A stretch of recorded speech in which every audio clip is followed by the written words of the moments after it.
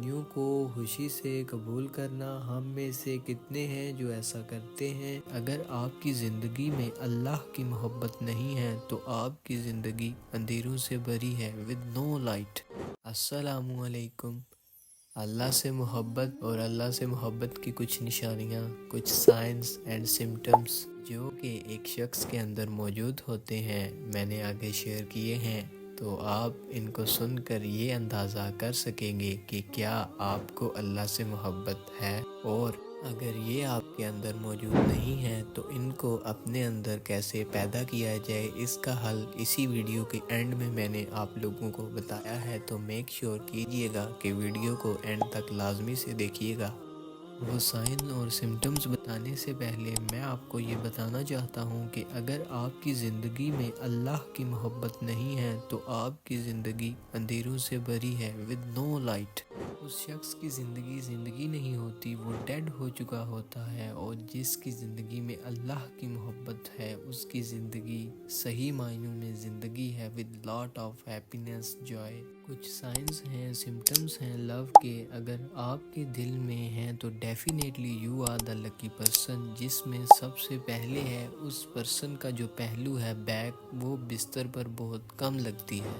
they can't relax too much، ان کے دل میں بے چینی ہوتی ہے، بے قراری ہوتی ہے، وہ اٹھ کھڑے ہوتے ہیں اپنے رب کی محبت میں، اور اگر آپ کو اللہ سے محبت ہو جائے، سبحان اللہ۔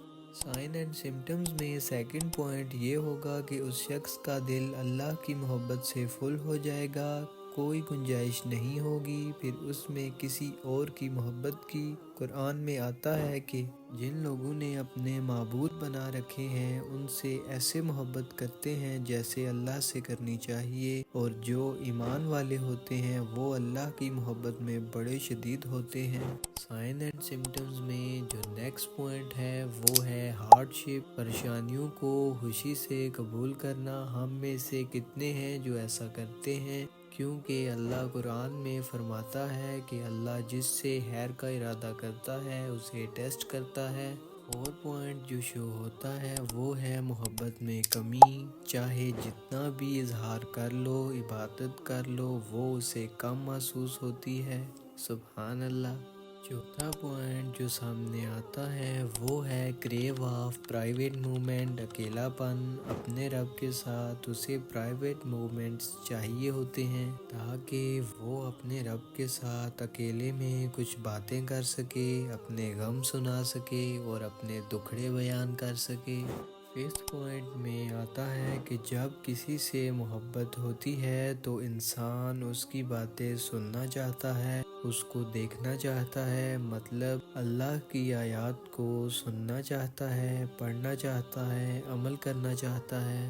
چھٹے پوائنٹ پر آتا ہے کہ جب انسان محبت کرتا ہے، اسے یاد کرتا ہے، بار بار اسے اس کی یاد ستاتی ہے، زبان پر اس کا ذکر ہوتا ہے، وہ ہمیشہ اس کے بارے میں بات کرتا ہے، وہ اس کے سامنے روتا ہے، تڑپتا ہے۔ ساتویں پوائنٹ میں آتا ہے کہ ہر اس چیز سے جیلسی فیل کرنا، غیرت کھانا جو اس کے رب کو پسند نہیں۔ تو یہ تھیں اللہ سے محبت کی چند ایک نشانیاں، اگر یہ تمہارے اندر موجود نہیں ہیں تو تم انہیں اپنے اندر کیسے پیدا کر سکتے ہو؟ تو میں تمہیں بتاتا ہوں۔